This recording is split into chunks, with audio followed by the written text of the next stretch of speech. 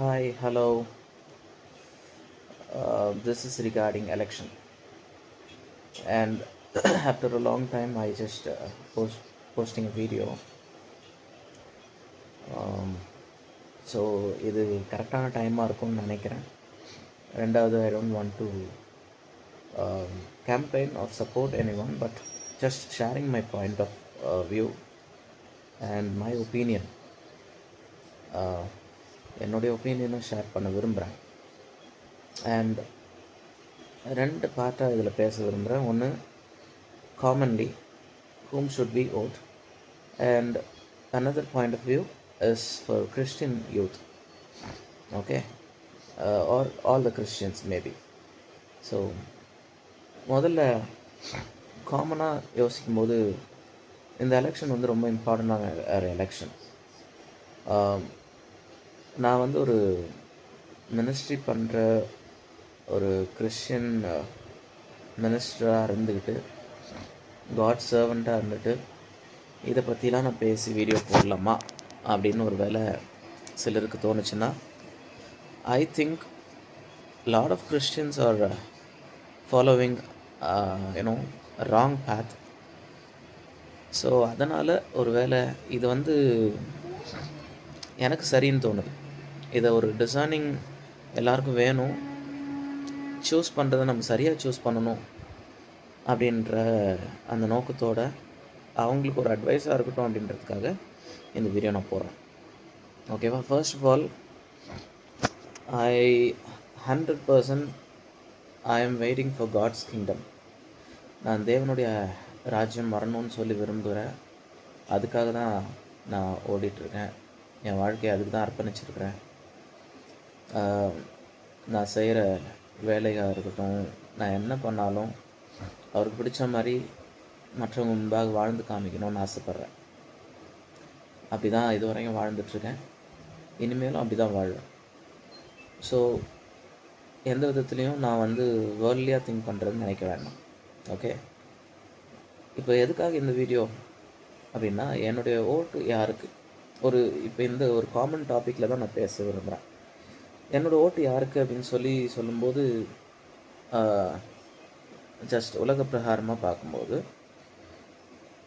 I will not go with any particular political party which just emerged now. இப்போ ரீசெண்டாக emerge ஆன எந்த ஒரு கட்சிக்கும், இன்எக்ஸ்பீரியன்ஸ்டு லீடர்ஷிப்புக்கும் என்னுடைய ஓட்டை நான் போட மாட்டேன். ஒய்? பிகாஸ் இவங்களோட இன்எக்ஸ்பீரியன்ஸ் வந்து வெளிப்படையாக தெரியுது. இன்எக்ஸ்பீரியன்ஸுன்னு சொல்கிறத விட முதிர்ச்சியின்மைன்னு நம்ம சொல்லலாம். லைக் இம்மெச்சூர்,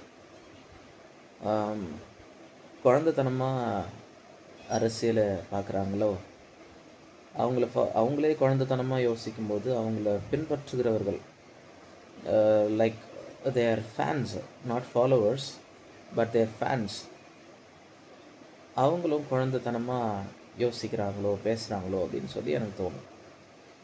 ரீசெண்டாக நிறைய இஷ்யூஸை தமிழ்நாட்டில் நம்ம பார்த்துட்ருக்கோம். அந்த இஷ்யூஸில் அதுக்கு நடுவில் ஒரு முக்கியமான சில காரியங்களை அனலைஸ் பண்ணிகிட்ருக்கேன் as a Christian and as a member in the society. இந்த இஷ்யூஸை எப்படி பார்க்குறேன்னா, லைக் இப்போது தமிழ்நாட்டு மக்களும் தமிழ்நாட்டில் இருக்கிற அநேக யூத் பீப்புளும் தே ஆர் எக்ஸ்ட்ரீம் அப்படின்னு நம்ம சொல்லுவோம். முக்கியமாக ஒரு குறிப்பிட்ட கட்சியை ஃபாலோ பண்ணுறவங்க. இதை அந்த கட்சியோட பேரை சொல்கிறதுக்கு எனக்கு பயம் இல்லை, ஆனால் கட்சியோட பேரையோ தலைவரையோ சொல்கிறதுக்கு பயப்படல. பட் அன்வான்ட் இஷ்யூஸ் நான் கலப்ப விரும்பலை. ஏன்னா எலெக்ஷன் நாளைக்கு. ஸோ இந்த மாதிரி சூழ்நிலையில் நம்ம பேசி அஃபிஷியலாக லீகலாக ஏதாவது ப்ராப்ளம் வராமல் இருக்கிறதுக்காக ரூல்ஸ் அண்ட் ரெகுலேஷன்ஸ் கட்டுப்பட்டு நான் பெயர்களை யூஸ் பண்ணல. ஓகேவா? ஸோ இந்த தலைவரையும் இவருடைய நிர்வாகிகளையும் இவர் பின்பற்றுகிற ஃபேன்ஸை, அவங்கள பின்பற்றி வருகிற சமீபத்திய தொண்டர்களை பார்க்கும்போது, they are not actually realistic, but they are extremely unrealistic. எக்ஸ்ட்ரீமாகவும் அன்ரியலிஸ்டிக்காகவும் யோசிக்கிறாங்க அப்படின்னு எனக்கு தோணுது. ரீசன் என்ன? இப்போ ரீசெண்டாக நான் பார்த்த வீடியோஸில், சின்ன சின்ன ஷார்ட்ஸில் நிறைய டைப்ஸ் ஆஃப் யூனோ பொலிட்டிக்கல் பார்ட்டிஸ்லாம் அந்த கூட்டங்கள் நடத்தும் போது அங்கே நடக்கிற விஷயங்களை இதெல்லாம் பார்க்கும்போது அந்த இடத்துல சில இளைஞர்கள் சொல்லுகிற வார்த்தைகள், சில இளைஞர்கள் பேசுகிற பேச்சுக்கள், போத் men அண்ட் women ரெண்டு பேருமே சொல்கிறேன், எக்ஸ்ட்ரீமாக பேசுகிறத நான் பார்க்குறேன். For example, few words I would like to use. என் தலைவனுக்காக நான் என்ன வேணாலும் பண்ணுவேன், என் உயிரை கூட கொடுப்பேன், இப்போவே சொல்லுங்கள், நான் கழுத்தை அறுத்துக்கிட்டு இப்போவே சாகுவேன், நான் சாகிறதுக்கு ரெடி அப்படின்னு பேசுகிற சில இமெச்சூர் பாய்ஸ். சரி, அஃப்கோர்ஸ் அதை கூட நான் அக்செப்ட் பண்ணிக்கிறேன். Because I follow Jesus Christ. I am disciple of Jesus Christ. நான் இப்போ எனக்கு இயேசுவை ரொம்ப பிடிக்கும். அவரை தெய்வமாக ஏற்றுக்கிட்டு அவருக்காக நான் உயிரையும் கொடுக்கறதுக்கு ரெடியாக இருக்கிறேன்னு சொல்லி என் லைஃப்பை நான் அர்ப்பணிச்சிருக்கேன். இப்போது ஒரு ஃபாலோவராக, ஒரு டிசைபிளாக இருக்கிற அநேகர் இந்த வார்த்தைகளை யூஸ் பண்ணுவாங்க, சிலர் செய்வாங்க. அநேகர் உயிரை கொடுத்துருக்காங்க இயேசுக்காக, இரத்த சாட்சியாக மரித்திருக்கிறாங்க. அப்படி இருக்கும்போது நிறைய தொண்டர்கள் அப்படி இருந்ததையும் நான் பார்த்துருக்கேன், நிறைய கட்சிகள். அப்போ இந்த பையன் இப்படி சொல்கிறதுல பெரிய விஷயம் இல்லை, பட் இது அவனுடைய வயசுக்கு அது எக்ஸ்ட்ரீமாக இருக்குமோன்னு எனக்கு தோணுச்சு. இது ஒன்று. But the another type of extreme, the words that the people use or the ideas that they have is totally, spoiling the society அப்படின்னு சொல்லலாம். Because one of a girl, she said, எங்கள் அண்ணனுக்கு நான் யாராக வேணால் இருப்பேன், நான் அண்ணனாக பார்ப்பேன், இல்லைன்னா அவன் என் புருஷனாக பார்ப்பேன், உனக்கு என்ன வந்தது அப்படின்னு சொல்லிட்டு அந்த குறிப்பிட்ட நபரை குறித்து அவங்க பேசினாங்க. அப்போது தப்பி வாயில் பேர் வந்துட போதுன்னு பயமாக இருக்கு, அதனால ரொம்ப கட்டுப்படுத்தி பேசுகிறேன். அப்படிலாம் பேசுகிறவங்க இருக்கிறாங்க, எக்ஸ்ட்ரீமாக பேசுகிறாங்க. ரெண்டாவது இன்னொரு வீடியோ பார்த்தேன். அந்த வீடியோவில் ஒரு கேர்ள் சொல்கிறா, அவரோட லைஃப்பை பற்றி நீங்கள் பேசுகிறதுக்கு உங்களுக்கு உரிமை கிடையாது, அது அவங்களுடைய பர்சனல். இன்றைக்கி தமிழ்நாட்டில் முக்கால்வாசி வீடுகளில் இப்படிப்பட்ட இம்மாரல் ரிலேஷன்ஷிப் தான் வச்சிட்ருக்காங்க. கள்ள தொடர்புகள் இருக்குது, நிறைய பேர் வீட்டில் இருக்குதான். என்னவோ அவள் பார்த்தா மாதிரியும். எனக்கு எப்படி இருந்ததுன்னா, நம்ம ஹோல் சொசைட்டியே அந்த பிள்ளை தப்பாக பேசிட்டாலே, யாரோ ஒருத்தருக்கு சப்போர்ட் பண்ண போய், யாரோ ஒருத்தருக்காக ஹோல் சமுதாயமே கெட்டு போச்சுன்னு சொல்கிறாளே அப்படின்னு சொல்லி எனக்கு அது கஷ்டமாக இருந்தது. இன்னொரு பக்கம் கோவம் வந்தது ரொம்பவும். பட் எனிவே, இந்த மாதிரி எக்ஸ்ட்ரீம் இன்னொரு சில கேர்ள் வீடியோவில் பார்த்தா சேர் எடுத்துகிட்டு அடிக்கிற மாதிரி இருக்கா. அந்த படத்தோட பேரை சொல்லி இதை ஏன் ரிலீஸ் பண்ணல அப்படின்னு சொல்லி ஒரு மாதிரி அட்மோஸ்ட்டு அந்த கீழ்ப்பாக்கத்தில் இருக்க வேண்டியவங்க தான் இவங்கெல்லாம். ஆனால் they are actually roaming free in the society. அவங்களுக்கு சப்போர்ட் பண்ணி யார் பேசினாலும் தூக்கி கொண்டாடுறாங்க. அவங்கள அப்போஸ் பண்ணி யாராவது பேசிட்டா முடிஞ்சுது அவங்க கதை. அப்படி பேசுறது. So it starts from the leadership. லீடருக்கு ஒன்றும் தெரியாததுனால, லீடர் இம்மெச்சூராக இருக்கிறதுனால அவங்கள ஃபாலோ பண்ணுற ரசிகர் கூட்டமும் அப்படி இருக்குன்னு நான் நம்புகிறேன். பிகாஸ் இப்போ லீடரை ஃபாலோ பண்ணுற சில நிர்வாகிகள், அட்மினிஸ்ட்ரேட்டர்ஸை பார்க்கலாம். அவங்க சொல்கிற விஷயங்கள்லாம் பாருங்களேன். ஐ திங்க் அந்த கட்சியோட முதன்மையாக இருக்கிற ஒரு லீடருக்கு அடுத்த நிலையில் இருக்கிற ஒரு ஆள் சொல்கிறாரு, 234 தொகுதியிலையும் எங்கள் தலைவர் நிற்கணும்னா நிற்பார். சரி, அது வேண்டான்ட்டு தான் 4-5 தொகுதியில் நிற்கிறதுக்கு ட்ரை பண்ணோம். அதுவும் சரி வேணான்னு சொல்லி கடைசியில் 2 தொகுதியில் நாங்கள் இது பண்ணிடுவோம். ஒரு ஆள் 2 தொகுதிக்கு, அது 2 தொகுதியே அதிகம், அதுதான் ஆக்சுவல் ரூல். 2 கான்ஸ்டியூவன்சியில் ஒரு நபர் நிற்க முடியும், 2க்கு மேலே போகக்கூடாது. They might loose there they will be banned from the election to compete in election. அப்படி ஒரு வேளை கம்ப்ளீட் பண்ணாங்கன்னா 3 தொகுதி 4 தொகுதி அதெல்லாம் பேச்சுவாக்கில் அடிச்சு விடுறது. அவள் யாருக்குமே ஒன்றும் தெரியாமல் இவங்க முக்கியமான இஷ்யூஸை பேசலை பாருங்கள். சும்மாவே ஒரு ஒரு குறிப்பிட்ட பார்ட்டியை பார்த்து இவங்க தான் வந்து எங்களோட எதிரி, இவர்கள் தான் பேட் எக்ஸாம்பிள் தமிழ்நாடுக்கு அப்படின்னு சொல்லிட்டு போயிடுறாங்க. But when it comes to the reality, real இஷ்யூஸை பேசணும். இப்போ ஃபார் எக்ஸாம்பிள் டீலிமிட்டேஷன் வந்தது. டீலிமிட்டேஷனை கவர்மெண்ட் இம்போஸ் பண்ணணும்னு பார்க்கும்போது அதனுடைய குறைகளை சொல்லி அதை நிராகரிக்க போராட்டம் பண்ணாங்க. அதை தெளிவுபடுத்தினாங்க மக்களுக்கு, ஏன் இது வேண்டாம்னு சொல்லி சில கட்சிகள், சில லீடர்ஸ். அப்போது இதையெல்லாம் குறித்து ஏன் பேசலை? இதெல்லாம் குறித்து இந்த புதிய கட்சிகளோ புதிய தலைவரோ எதனால் பேசலை? அப்போது ஐ ஃபீல் தட் அவங்க பேசாமல் இருக்கணும்லாம் இல்லை, அவங்களுக்கு தெரியல, அதுதான் விஷயம்.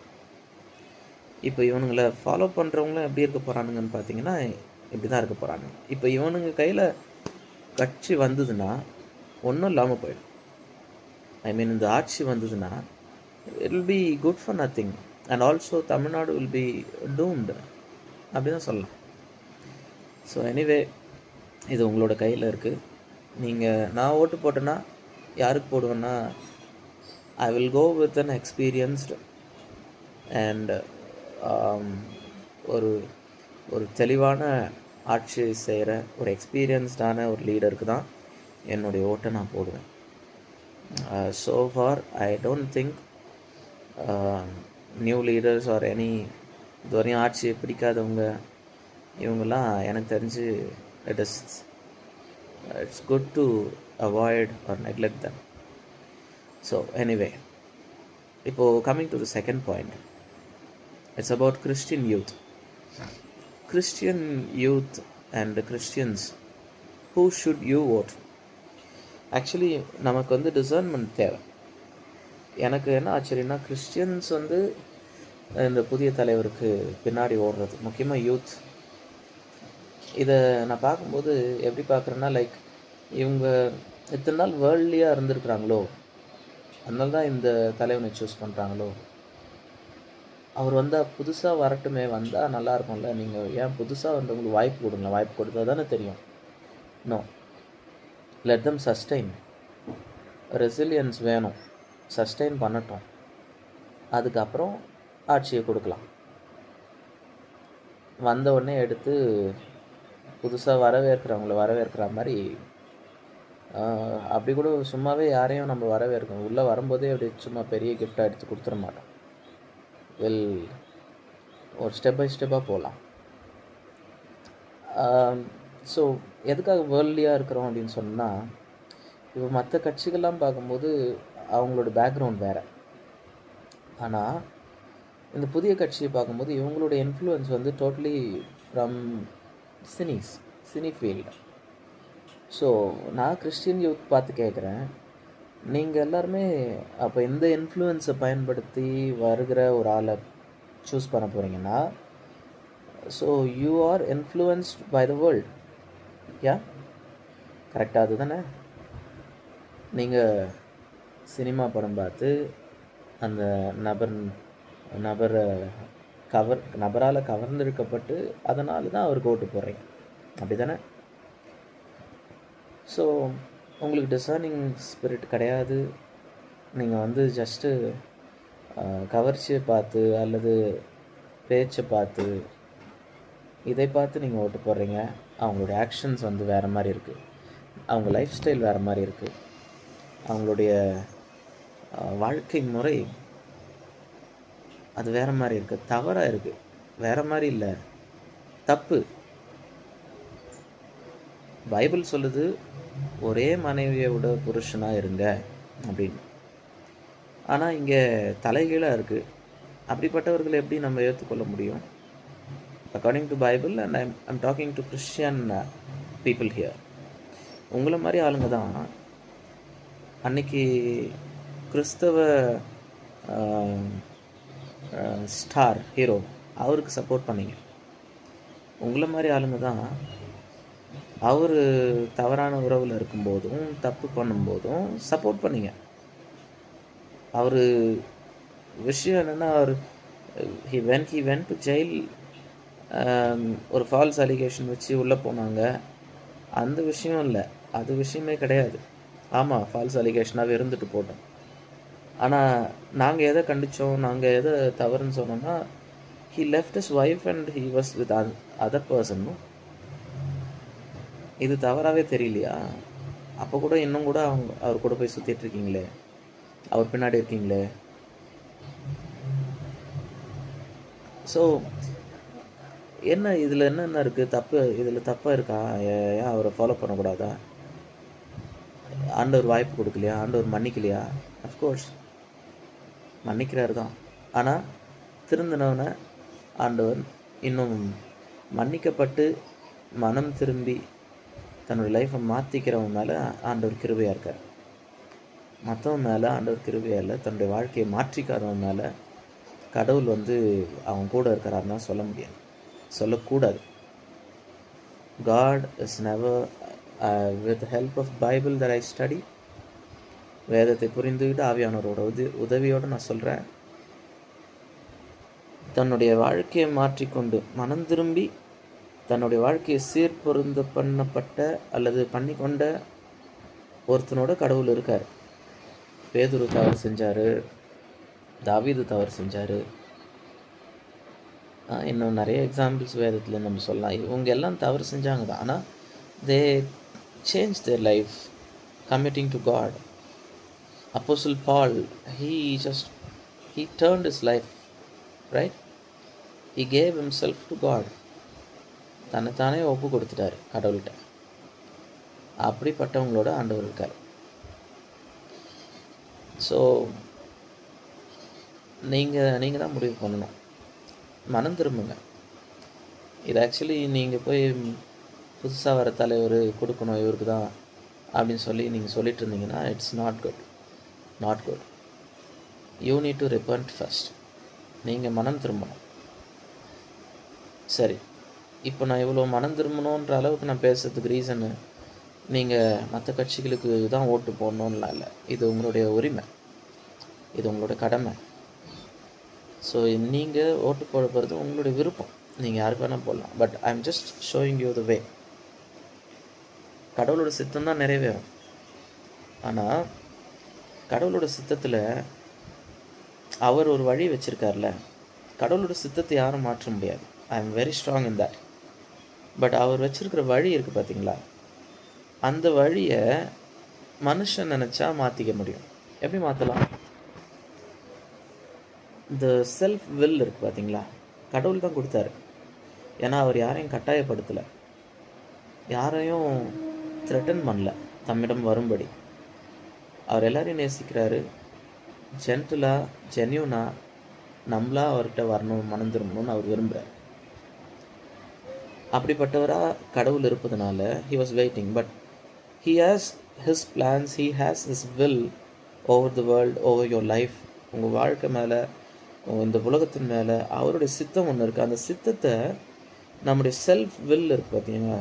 இன்னொரு வார்த்தை யூஸ் பண்ணுவேன், அது கொஞ்சம் ஹார்ஷாக இருக்கும். நம்ம லஸ்ட் இருக்குது பார்த்தீங்களா, சுய இச்சை, இது மாற்றிடும்.